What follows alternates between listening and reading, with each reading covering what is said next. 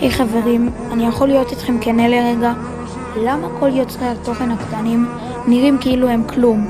הם מעלים סרטון, עורכים טלפונים שבורים ומסכים שאי אפשר לראות איתם כמעט, מנסים את הכי טוב שלהם ורק מצפים לכמה לייקים קטנים.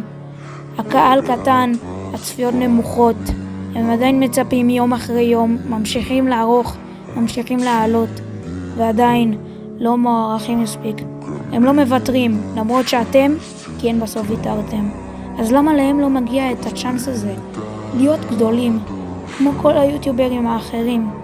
אז אם אתם רואים מישהו שהוא יוצר תוכן קטן, בבקשה, תפרגנו לו בלייק, תגיבו לו תגובה, תמשיך ככה.